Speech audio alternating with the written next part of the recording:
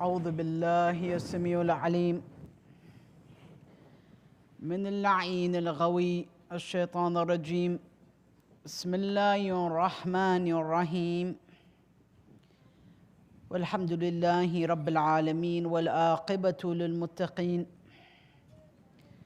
والصلاة والسلام على رسول الله وعلى آله المظلومين المقتولين الميامين المهديين المعصومين، ولعنة الله دائمة على أعدائهم أجمعين من يوم عداوتهم إلى قيام يوم الدين. أما بعد، فقال الله تعالى في كتابه الكريم: أعوذ بالله من الشيطان الرجيم. بسم الله الرحمن الرحيم. فلولا كان من القرون من قبلكم أولو البقية ينهون عن الفساد في الأرض إلا قليلا ممن أنجينا منهم واتبع الذين ظلموا ما أترفوا فيه وكانوا مجرمين.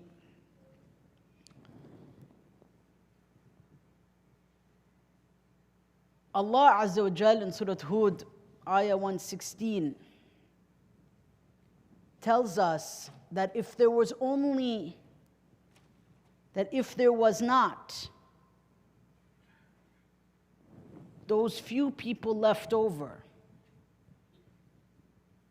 at the end, yanhauna anil fasad, that those few people that are left, the few last men and women standing, ulul baqiyya, the remnants that are left over at the end, they are the last ones left. Yanhauna anil fasad. They are disapproving and standing up against the corruption, against everything that I've spoken about during these various nights. Illa qalila, there are just a few of them though. But there has to be a few of them left. Has to be. A few of these people have to be left. And they are among the people that are saved by Allah subhanahu wa ta'ala. Mimman anjayna minhum. Mimman anjayna minhum. And then there are those who oppress themselves, who commit oppression, and use ma utrifu fihi wa kanu mujrimin. There are those who use the blessings of Allah subhanahu wa ta'ala for the purpose of sin.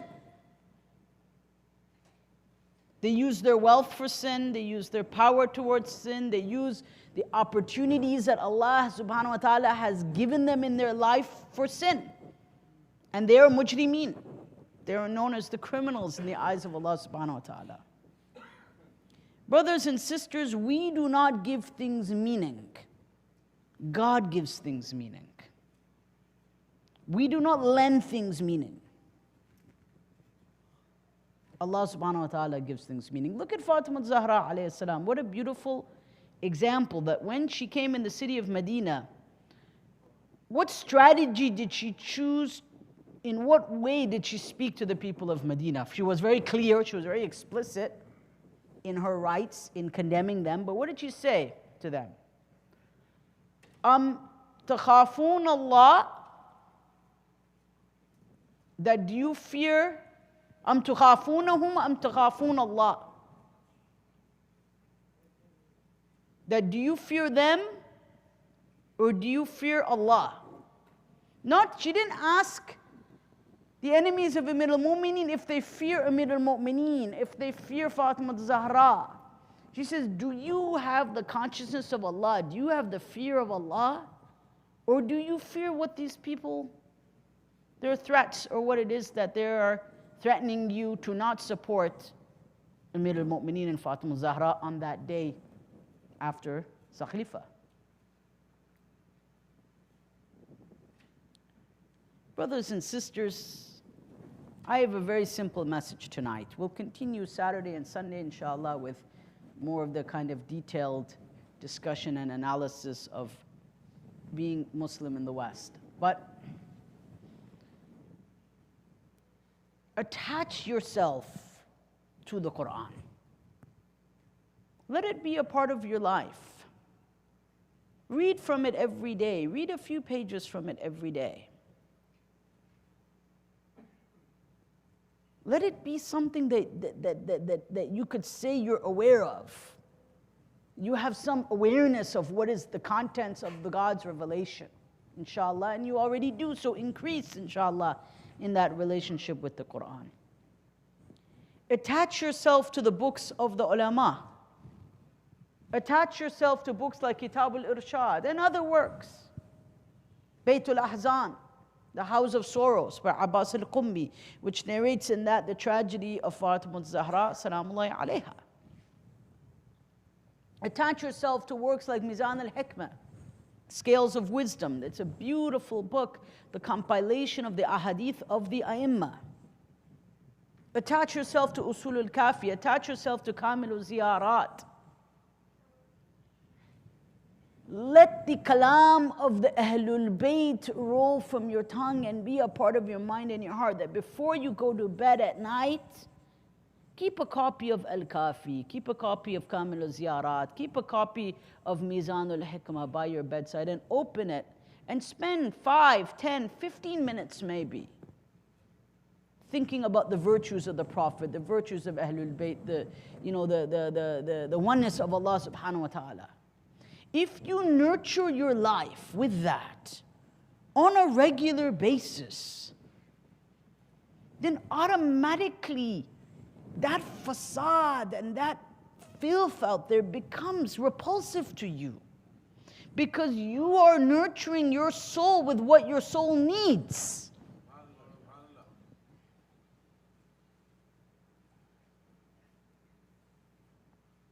Right? And then this kalam of Allah and the kalam and the words of Ahlul Bayt becomes a shifa for your hearts and a shifa for everything.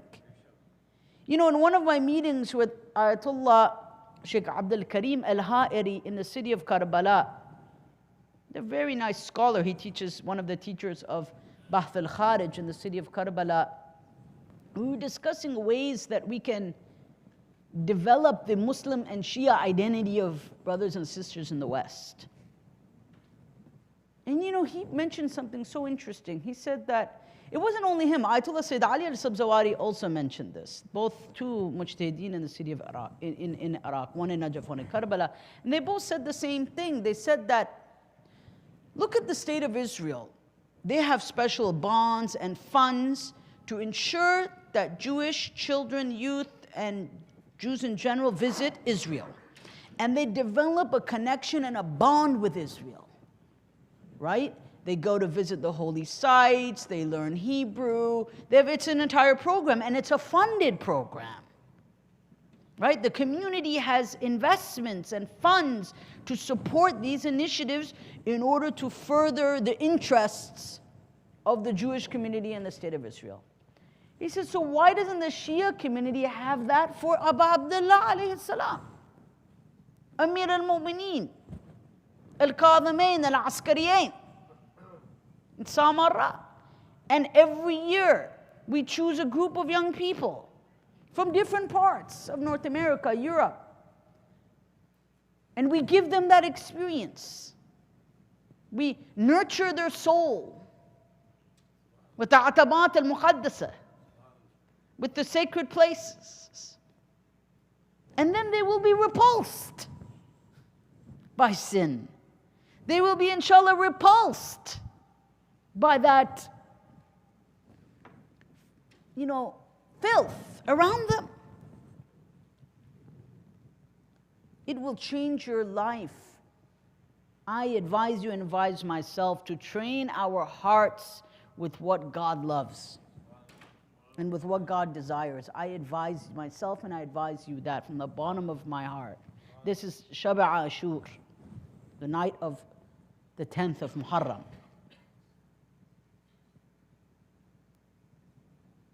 There's all kinds of social science theories and all kinds of things out there.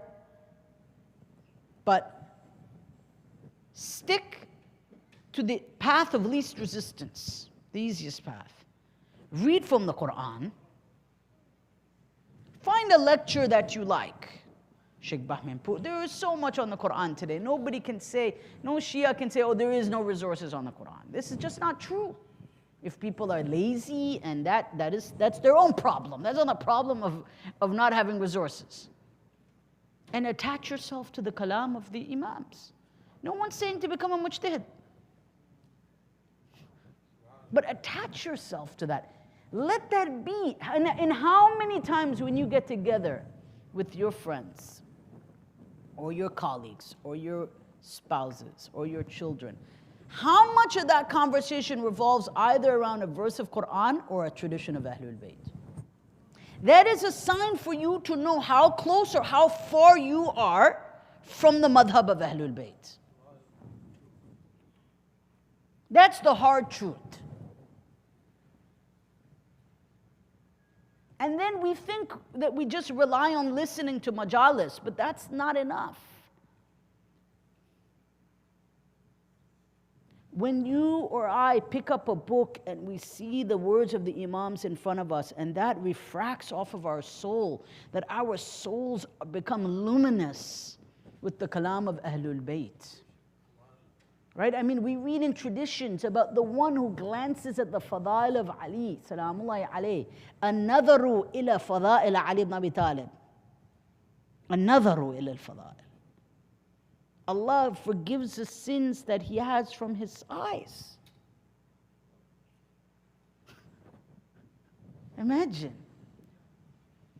If only we knew the virtue of looking at the fadail of Ahlul Bayt alayhi salam. So what does this require? This requires a few things. It requires formal education. Some kind of formal education which is based on an Islamic epistemology, on a method that is defined, tried, tested, and true. Some kind of education. Each and every one of us asks that, have you done any kind of actual education in terms of Islam? Mimbar and majlis not counted. Because that's you get a little bit of information from here and there. It's not comprehensive. Right? It's a part of our madhab and our deen, but it's not formal education. How many of us have any formal education in the madhab of Ahlul Bayt? The proofs for the existence of God, the proofs for the imamat, the proofs for the nubuwat, the compilation of the Quran. How do you know the Quran is what it is? If someone asks you, how do you know it has been preserved today? What is its basic transmission history?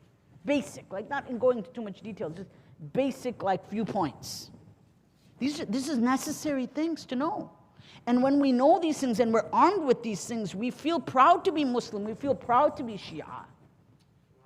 We take honor in being Shi'at of Ahlul Bayt alayhim salam, inshallah. Or at the very least, the mawalihin and the lovers of Ahlul Bayt. And then our religious centers should come alive as places of learning. We need places where we can gather. وَاعْتَسِمُوا بِحَبْلِ اللَّهِ جَمِيعًا وَلَا تَفَرَّقُوا. Hold fast to the rope of Allah together and do not separate. We need a place. What is the function of our religious centers?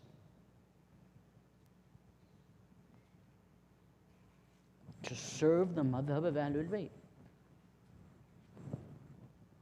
Period. That's what it is. And if the way we do things needs to change here and there, as long as the goal is being met, that is what matters. Number 3, our families. Perhaps this is the most important. This is generally not easily achievable without the support of our spouse. Husband and wife have to be on the same page with these things. Have to be, inshallah.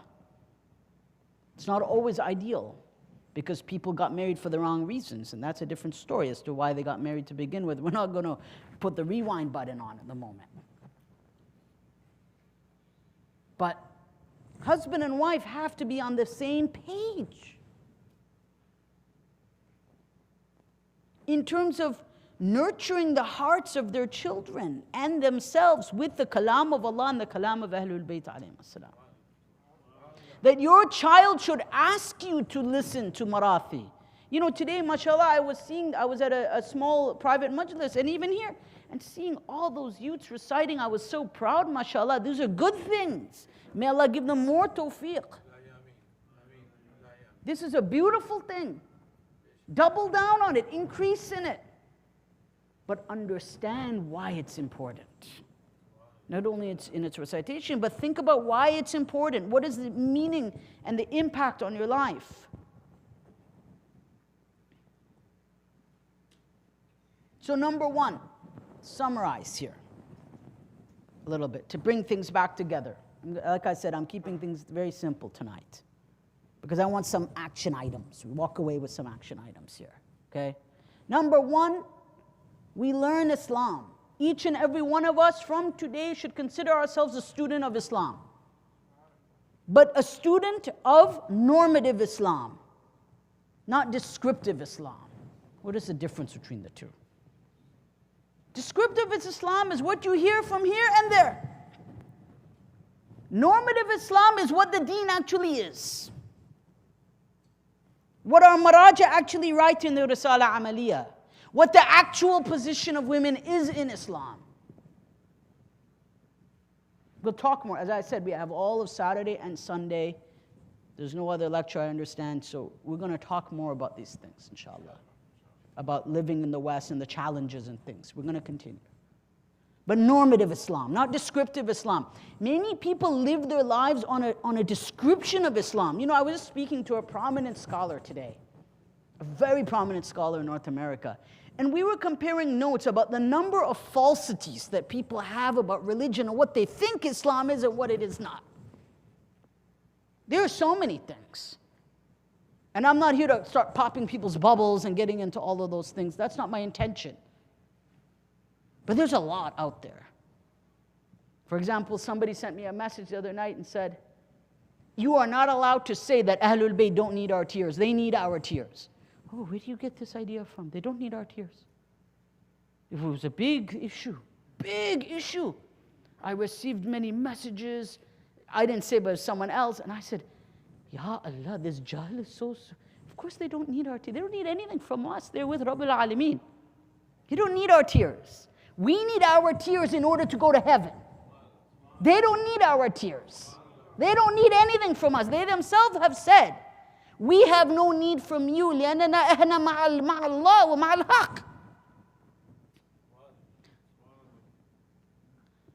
That we have no need of you, Ahlul Bayt have told us. The 12th Imam has said he has no need, zero need of us.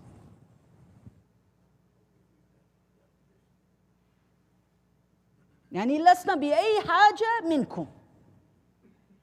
We have no need of you. لأننا نحن مع الله ومع الحق. The 12th Imam says in his letter, we don't need any one of you because we are with Allah subhanahu wa ta'ala. So imams don't need our tears. There is no such thing that Fatima Zahra requires our tears or needs our tears or that we're doing some kind of favor for her or something like this. No, the only favor we are doing is for our own souls and nothing else. But this is an example of descriptive Islam, is that this idea exists in people's minds. This is a complete khurafa.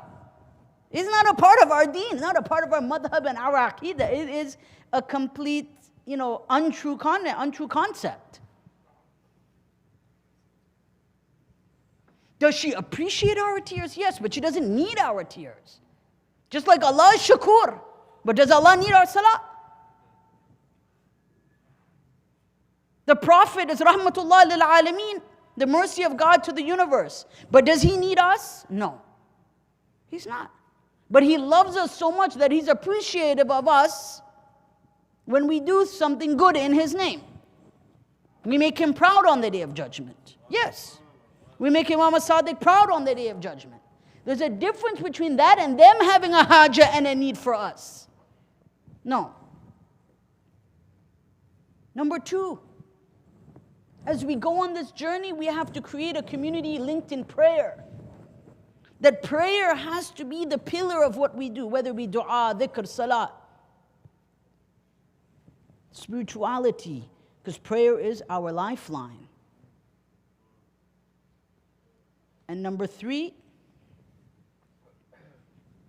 once we go to learn, we have religious centers to support us, and we have families to support us. We, inshallah, remember Imam al-Husayn's tragedy every single day. Every day. As the Imam of our time says, لَأَبْكِيَنَّ لَكَ صَبَاحًا وَمَسَاءً. That I cry over you morning and night. وَبَدَلَ دُمُوعِي دَمًا. And I exchange these tears for tears of blood. And we're united in our grief for Imam al-Husayn alayhi salam. And this is what we have to strive for, inshallah. Tomorrow is the day of Ashura. So I will just relate some traditions to you. As I said, today is not, there's no brimstone and excitement today. Talk about washing machines and things. We've shifted because this is night of Ashura. And we'll, inshallah, as I said, we'll continue those things. I'll narrate to you a few traditions. قال علي بن موسى الرضا عليه السلام. They're very long traditions. I'm just going to summarize them, okay? He says that the one who leaves his or her work في حوائجه يوم عاشوراء قضى الله له حوائج الدنيا والآخرة. That the one whom tomorrow leaves their needs of the day,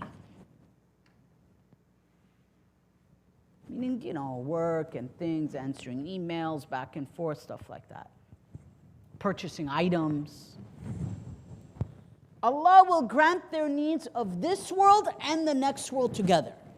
For one day's sacrifice. Look at the mercy of Allah for the sake of Hussein. One day's sacrifice. وَمَنْ كَانَ يَوْمَ عَاشُورَاء يَوْمَ مُصِيبَتَهُ وَحُزْنِهِ وَبُكَائِهِ. And for the one who spends tomorrow in a state of tragedy and sadness and tears, Allah will make the day of judgment يَوْمَ فَرَحِهِ وَسُرُورِهِ. That He will make that day the day of His farah and His surur, of His happiness. And the Imam goes on. He goes on to say, and Imam as-Sadiq says the same thing, that on that day we are not to decorate our homes, try to tidy up things. That's not the day for that. And the one who does that will be cursed by Allah on the day of judgment. Knowing that this is a day of Ashura, of course. Knowing that this is a day of Musibah. Knowing that this is a day of Huzn. Knowing all of this, yet they are preoccupied with something that is jaiz in itself. But on that day, they choose to be preoccupied with something other than the buka al-Husayn. Other than tears over Imam al-Husayn alayhi salam. Then Imam as-Sadiq goes on to say, what are we to do on this day?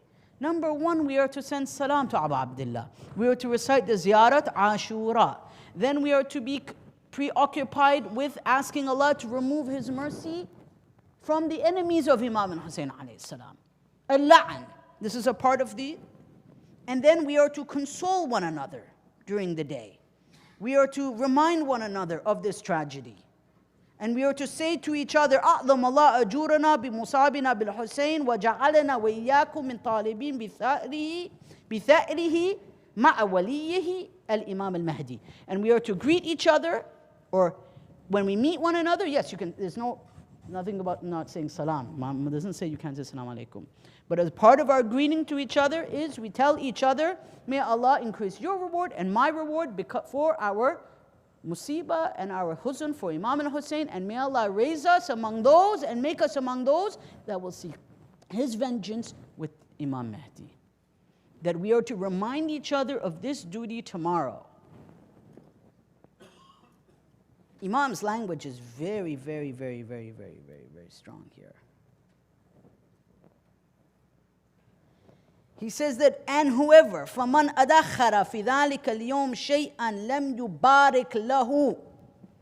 And the one who beautifies or tries to do something special on that day, God will give them no blessings. And where there's no blessings of Allah, there's no blessings of Allah, you know already. فِيمَا أَدَخَّرَهُ وَلَمْ يُبَارِكْ لَهُ فِي أَهْلِهِ. And he will not see any blessings in their family. Because they are to tell their family tomorrow that tomorrow is the day of the death of Ahlul Qissa. As we read from Imam al-Sadiq, that the day of Hussein's death is greater than the day of the Shahadat of the Prophet. That of Fatima al-Zahra, and that of Imam al-Hasan and Amir al-Mu'mineen. That on that day it is as if all 5 of them died. All 5 of them, Imam al-Sadiq says. Can you imagine? It is as if all 5 passed away on that day, because he was the last of Ahlul Qissa. He was the last of among them to have said that I heard directly from the Prophet. Do we know what Ashura is tomorrow? What the day of Yawm al-Ashir, the day of the 10th is? What the profundity of this day? The sadness of this day? I mean, there's just so many ahadith. Right? We read about the ziyarat on this day. Man zara al-Husayn fi yawm al-Ashura wajabat lahu al-Jannah. This is from Sheikh Tusi. The one who visits Imam al-Hussein on this day, Jannat becomes wajib upon him. Wajib. Or the one who spends a night in Karbala, Laylatul Ashir, and wakes up the next day in Karbala, it is as if they fought with Imam al-Hussein on that day. Now, how can kullu yawm in Ashura, kullu arad in Karbala? It's not possible. Every day is not Ashura and every land is not Karbala. That is not a hadith. That is again from the Khurafat. It's not a hadith. It's not possible. Every land cannot be Karbala. Karbala is special. Every land we sleep in and we wake up, we are not raised among the shuhada. And on every day, it is not as if the Prophet, Amir al-Mu'mineen, Fatima Zahra, and Imam Hassan died on that day. This is not a hadith. It is not authentic. At least it's not found in any authentic works. This is agreed upon by the Marajan, the ulama. But again, these are the things, the slogans people hear that they think. But this really, I don't think there's a service for Imam Hussein. There is no land like Karbala. There is no day like Ashura. That's why Imam Hassan tells his brother, La yawma ka yawmik, ya Aba Abdullah. There is no day like your day. There is no day like tomorrow, which we read that Imam Rida describes. A Fatima, from Di'b al-Khuzai, in the presence of Imam Rida, he says, A Fatima lo khilt al-Hussein mujaddilan. That, oh Fatima, it is as if, you have left Hussein alone. Hussein is all alone. This is the verses in front of it, in the majlis of Imam Rida. وَقَدْ مَاتَتْ عَطْشَانًا بِشَطِّ فُرَاتِ. But your son Hussein has died thirsty at the bank of the Furat. إِذَا لَطَمَتِ الْخِدْ فَاطِمَةً عِنْدَهُ. And Fatima begins to hit her cheeks over the body of her son Hussein. وَجَرَيْتِ دَمَعَ الْعَيْنِ وَجَرَيْتِ دَمَعَ الْعَيْنِ فِي الْوَجِنَاتِ. And the tears begin to fall down her cheeks. أَفَاطِمَةَ قُومِي يَبْنَةَ الْخَيْرِ وَانْدُبِي. Oh Fatima, stand up. Your son is at the edge of the Furat. Mujaddilan bi shati Furati. Ya Zahra. Tomorrow is the day of great musibah. Assalamu alayki ya Fatima Zahra. Fatima qumi yabnat al-khair wandubi, we read in the poem.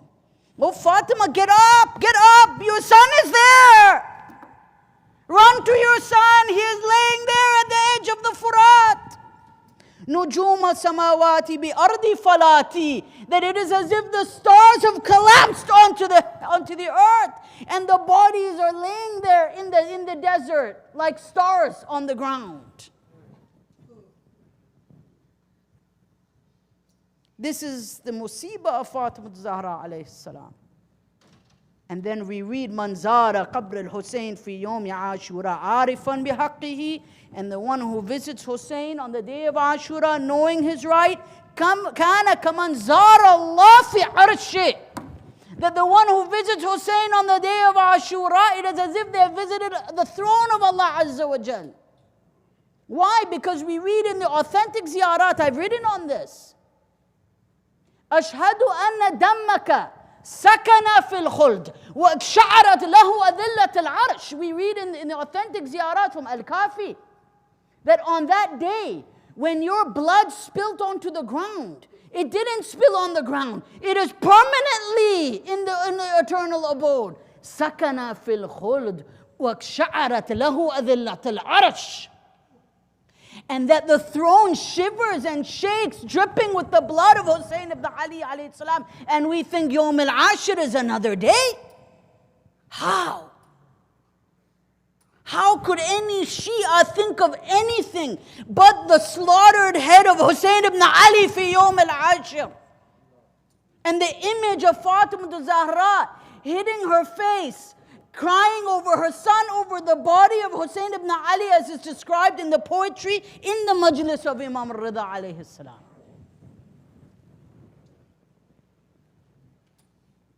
How could we dare? How could we have the goal? Inshallah, we would not be so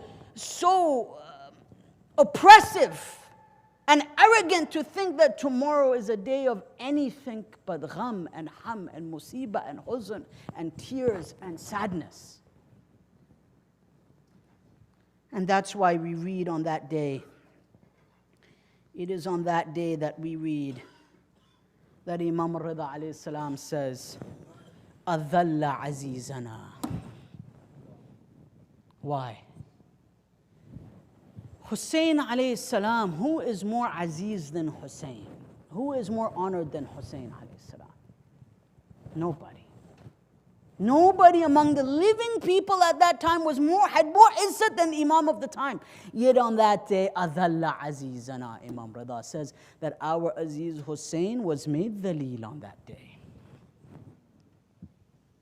On that day, no Imam, no Prophet has ever been humiliated in the way of Hussein ibn Ali. No Prophet and no Imam has been made to beg and beg and beg for people not to tear their outer garments off his women and children.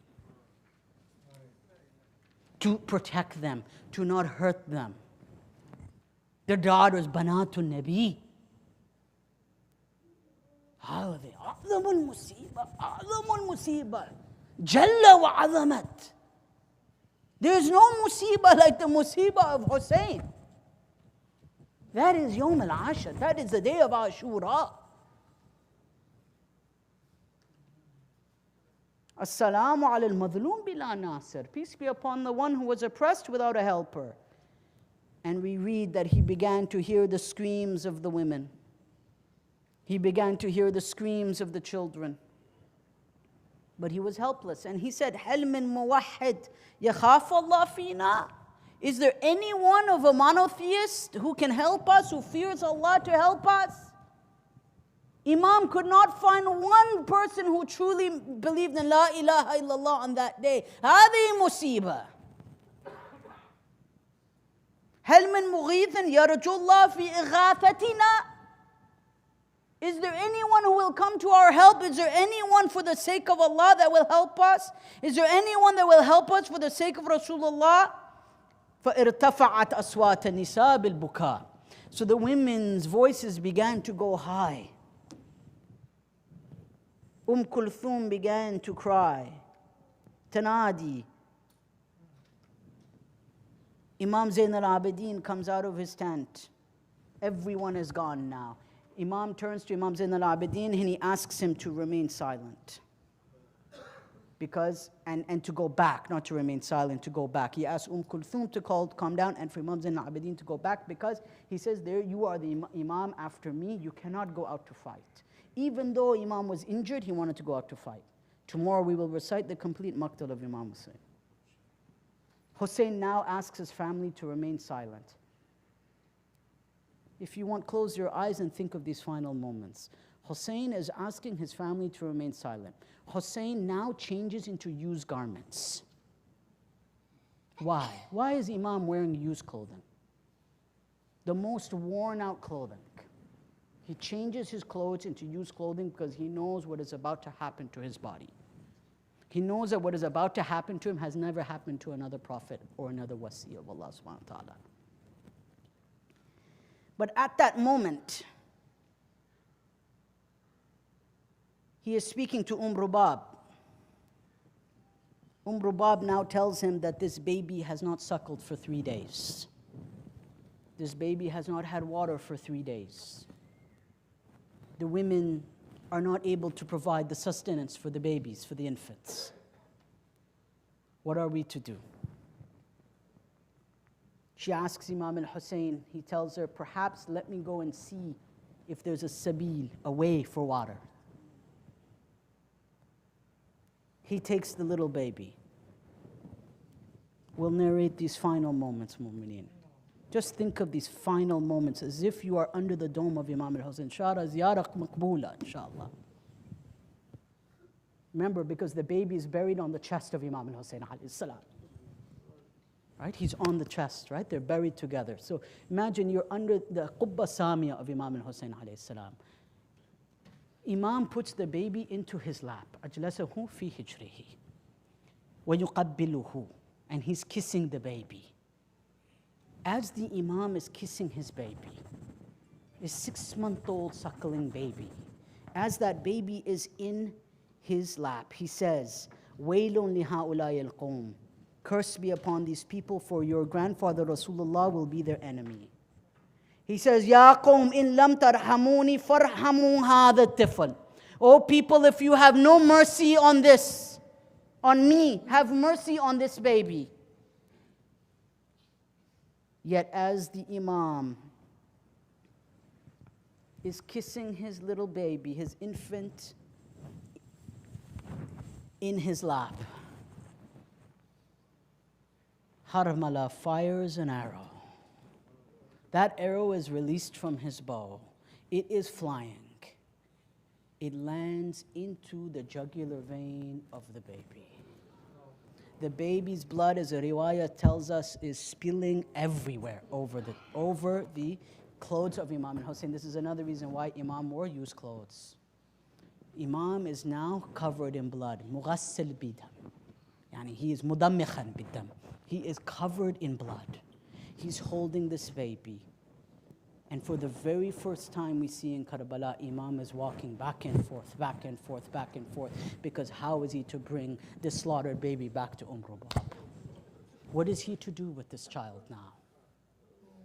The riwayah says that he threw, Imam Baqir tells us that he took the blood in his hand. He threw it up to the earth. And not a single drop of that dam and that blood landed. Because had it landed on the earth, the Qiyamah would arrive of Allah subhanahu wa ta'ala. Inna lillahi wa inna ilayhi raji'un ridan bi qada'ihi